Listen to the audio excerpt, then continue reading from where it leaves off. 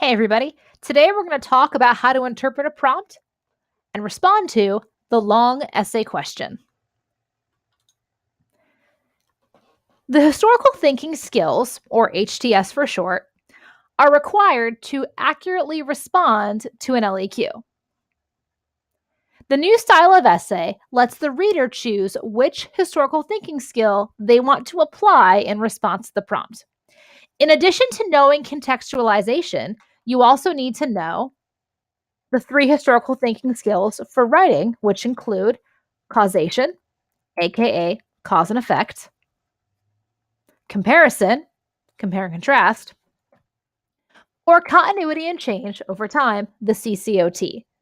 Now, here's the thing. I do want you to get into the habit of doing both portions of the historical thinking skill. So if the essay is focusing on comparing, you should also contrast. If it's focusing on causes, you should also do effects. If you're doing continuities, you should also do changes. So what is an LEQ? It's an essay that is constructed using your own knowledge, and it will ask you to form an argument to evaluate historical process, event, impact, evolution, etc. The purpose of the LEQ is to test your knowledge of the subject and evaluate your ability to practice the historical thinking skills. You need to create a strong thesis and then support that thesis with specific historical facts. You need to analyze historical events and connect them to an argument. Basically, explain why it matters. You need to make connections between the arguments. And here's the thing, guys. You're probably already doing this multiple times a day, not just in your classes, but also in your daily lives. So, for example, when I was still in high school, if I wanted to stay out past my curfew, I would present my claim to my parents. They would ask, well, why should we let you stay out past curfew? My thesis, my claim, I would list, I have good grades. I never miss curfew.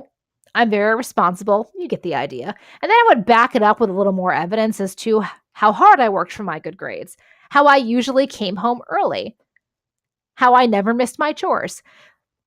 And guys, even though 9 out of 10 times they still said no, I knew that they knew that I was responsible. And I knew that they knew that I had made my point. Just saying. And that one time that I was allowed to stay out later was just that much better. All right. So let's talk about the LEQ rubric. We're going to deconstruct it piece by piece. The LEQ is worth a total of 6 points. So let's take a look at how you actually earn those 6 points. First is the thesis. Guys, this is the answer to the prompt. You need to respond to the prompt with a historically defensible claim that will establish your line of reasoning. To earn this point, your thesis is not just a restatement of the prompt, it's actually answering the question, usually through 2 or 3 different arguments. The thesis needs to be one sentence located in the first paragraph of your essay. On top of being historically defensible, you actually have to answer the question. Your thesis needs to contain specific terms, events, and ideas. So think of the key concepts in that regard. Contextualization is a very important historical thinking skill. It describes a broader historical context relevant to the actual prompt. And to earn this point, the contextualization needs to relate to the topic of the prompt on a broader historical scale. It can take place before, during, or after the time frame. What's generally easiest is before and during. You need to use specific evidence from the historical record. And again, focus on spice, grapes, Persia, etc. So for grapes, geography, religion, art, politics, economics, and social. So if you wanted to apply the political context to a social LEQ, that would be fine. If you want to give the background, what's happening that led to this moment, and use multiple grapes, that's fine. Think of contextualization as how did we get here? What events led to this moment? Meaning, what events led to the prompt? What is the big picture? And for a clear example, guys, I focus on Star Wars Episode 4, A New Hope. So think about this. You fast forward, you're starting the film, you see a little teeny ship being chased by the Galactic Empire. And you ask yourself, okay, what did I just miss here? What's happening? So you go back. You then pay attention to the scrolling information on the screen, and it will tell you that Princess Leia has stolen plans to the Death Star. The Galactic Empire is after her. They don't want her getting away with those plans because then they'll know how to actually destroy the Death Star. The Rebel base will know how to blow up the Death Star. They don't want that, so they're after her. That's your contextualization. That's the background. Or if you have spare time, you could just watch Rogue One. The evidence. All right.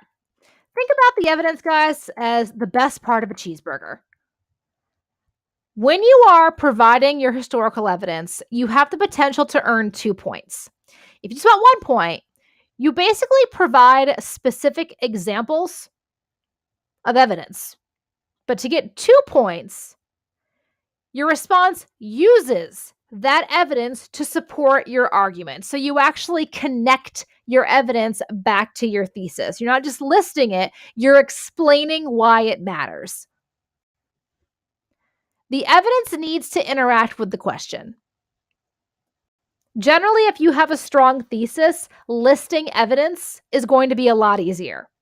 The second point requires a significant amount of thesis support, good topic sentence, meaningful transitions, and use of different historical reasoning skills. You cannot use the same piece of evidence twice. If you don't know who the guy in the corner is, that's George Costanza. And he is just the number one breaker of any social norm. He goes to a party, he takes his chip, he dips it in the French onion dip, he takes a bite, glances around, sticks that same chewed on piece of chip back in the communal dip, and then eats it. And this guy catches him. Guys, here's the thing. If you have evidence in your contextualization paragraph, it doesn't do double duty. It's not going to count as evidence within the body paragraphs of your essay, nor can you restate it. It's not going to count. So analysis and reasoning are the last 2 points. For the first point, they're going to look at your use of historical reasoning. How strong is your argument of comparison, causation, or CCOT? For the second point, that's complex analysis. And basically that shows that you have a solid understanding of the prompt and you use multiple pieces of evidence to corroborate and even modify the argument that addresses the question. In short, to earn the first point, the reasoning must demonstrate the use of historical thinking skills. Even if the reason might be a little uneven. So maybe you had 3 causes and then you gave 1 effect. That's a little unbalanced, but it's okay. Your complex analysis is you have multiple examples of the historical reasoning skills. So you use both similarities and differences, changes in continuities, causes and effects. You had connections between your arguments. You corroborated multiple sources to actually confirm your argument. You have modified your argument by considering another point of view. This will take place within your essay. It can't just be a reference, guys. It's got to be a couple of sentences, at least. So in review, the thesis must be 1 sentence in which you make a claim that answers the prompt. Your thesis needs to have at least 2 claims. That's 2 arguments. So that's 2 body paragraphs with 2 topic sentences that emerge from the thesis. Most people are going to have 2, 3, even 4 claims, and that's okay as long as you have 2, 3, even 4 topic sentences with body paragraphs to back that up. Now, here's the deal, guys. If you have something in your thesis, it needs to be in your essay somewhere. So if you have 3 claims in your thesis, you need to have 3 body paragraphs. But if you only put 2 claims in your thesis, does that limit you to only 2 body paragraphs? No. You can go ahead and do a third body paragraph. That's okay. Make sure you at least have 2 claims minimum in your thesis. Your contextualization paragraph, the background, the big picture. How did we get here? What events led to this moment?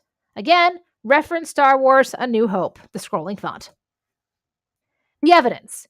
You use specific historical evidence to support your argument. You explain why it matters. Your reasoning. Uses historical reasoning skills to frame or structure the argument. That's comparison, causation, the CCOT. And finally, your complex analysis. You prove your point using multiple arguments with multiple pieces of evidence. So here's how you set up the LEQ. And I apologize, part of the Q got a little cut off there, but it's fine. All right, so how to set this essay up. Again, the 3 types, the CCOT, the causation, and the comparison. Regardless of what thinking skill you're using, the first paragraph is always going to be the same. It is your contextualization paragraph. You have 4 to 5 sentences describing or explaining the broader historical developments relevant to the prompt. The last thing you will write in that contextualization paragraph is a 1-sentence thesis that answers the question and identifies the claim you will use. Doesn't hurt to underline your thesis either. All right. Now, here's the thing, guys. Paragraphs 2, 3, 4, and 5 are all claim paragraphs. So they are all body paragraphs. So let's say you have 4 claims in your thesis. Whether it's 2 causes, 2 effects, 2 similarities, 2 differences, 2 continuities, 2 changes, you will then have 1, 2, 3, 4 body paragraphs. Now, once again, just because you don't have a claim in the thesis doesn't mean you can't write about it later. However, that doesn't go both ways. If you have a claim in your thesis, it needs to be talked about in your essay. So let's just focus on the comparison LEQ here. So you answer the thesis, you have 2 similarities and 2 differences. So your first claim would be similarity 1. You have a topic sentence, and then you explain the reasons for the similarity. You then provide 1 to 2 pieces of specific historical evidence that prove the similarity exists. Now, guys, here's the thing. You can do this in 3 to 4 sentences. You don't have to write a 5, 6, or 7 sentence paragraph. That's okay. You can do it in 3 to 4. If you have 4 short paragraphs, that is fine. That said, if you want to combine them, so you have a similarities paragraph and a differences paragraph, you can also do that too. If you decide to do that, you need to make sure that your topic sentence mentions both of them. That is a very important rule, guys. Your topic sentence, if you're going to have a similarity paragraph, the topic sentence must contain both the first claim and the second claim. If time permits, you conclude your essay by restating your thesis. If time permits, you write a couple of sentences to make a nice concluding paragraph. Here's the deal, guys. When people are grading your essays, they literally have a rubric checklist. Nowhere on that checklist does it say, has a concluding paragraph. Is it proper format to have a concluding paragraph? Yes. Are you going to lose points if you don't have one? No. We're going to do a quick exercise. So our topic is state building in Greece and Persia. The prompt, using specific historical evidence, formulate an argument that evaluates the methods of state building by the Persians and the Greek empires. So, as I'm looking at this, I'm thinking, what historical thinking skill should I use here? And the one that stands out is comparison. And that's what I'm going to use. As I'm looking at this, as I'm thinking to myself, okay, what do Greece and Persia, how do they do things in similar fashion? How do they do things differently? And just so I can organize and collect my own thoughts, I'm going to stick with my grapes themes here, guys. Grapes, again, geography, religion, art, politics, economics, social. Those are my grape themes. And I'm going to start thinking about how do these empires use methods of state building that can connect to grapes? Okay, well, right away, state building, I'm going to go with politics. What do they do politically? I know both these empires were involved in trade, so I'm going to focus on economics. I know both empires had state religion, so I'm going to focus on religion. Boom, I've got 3 claims right there. Politics, economics, religion. Here's my contextualization, guys.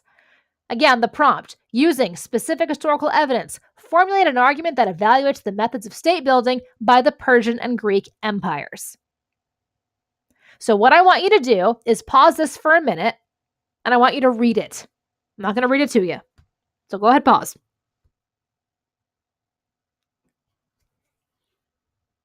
Hopefully now you've unpaused. All right. You'll notice as you were reading, guys, I'm talking about the background. I'm talking about how did this empire form? What happened? How did Persia rise up? How did the Greek city-states of Athens and Sparta rise up? Notice I have my thesis underlined. Both the Persian and the Greeks employed the use of religion to reinforce rule. However, the Persians relied heavily on state-sponsored economic activity and the use of governors, while the Greeks relied heavily on a central center of political power to enforce rule. And I probably could have shortened that to central political power, but oh well. Not always pretty, but it is effective. So, my body paragraphs 1 and 2 for political control. You'll notice right off the bat, I've underlined different. The Persians and Greeks had different political structures. So, as you read through this body paragraph, I want you to take note of how I've answered the question and what specific historical evidence that I've used to do so. So please pause for a minute and read through this essay. All right, and you've unpaused it, and now we're looking at the second body paragraph. Again, you'll notice I've got similarity bolded. That tells you right away, that is my topic sentence. A similarity between both Greece and Persia would be that political power rested with men. That means that everything below that topic sentence is going to talk about political power resting with men. I can expand and talk about the role of women then, because it still focuses on my topic sentence. So again, pause this, read through it, look for the specific evidence that I have used. So go ahead and pause. And now you've unpaused. Our next topic is going to be economic control. Now, I talked to you guys before, you can use one topic sentence to combine 2 arguments. So it's one body paragraph for 2 arguments, as long as your topic sentence contains both of them. Did I do that? Yes, I did. Economically, guys, we're looking at economics now. Right off the bat, you know, both empires collected taxes and tributes from citizens, but their focus on activity was different. So right away, that tells you this one paragraph is going to talk about 2 different things. So please pause this, and once again, look for the specific historical evidence that I have used. And now you've unpaused. You'll notice how I have differences and similarities. I've also used some pretty awesome, however, in addition, those nice transitional phrases and words. Those will be your best friend, as will the semicolon. And finally, body paragraph 4, religious control. So, again, topic sentence. Though the religious beliefs were very different, both empires employed the use of state-sponsored religion to reinforce their role. So again, pause it and look for that specific evidence that I'm using. Look how I'm trying to support my own arguments using multiple pieces of evidence. Let's go ahead and pause. All right. You'll notice that within, you can also do what's called a direct comparison. So you can take one sentence, merge it together using that semicolon, and that's going to strengthen your argument. All right. Do you guys have any questions for me? You know how to reach out. Send me an email. Use the remind. Otherwise, I'll see y'all in class. Have a great night.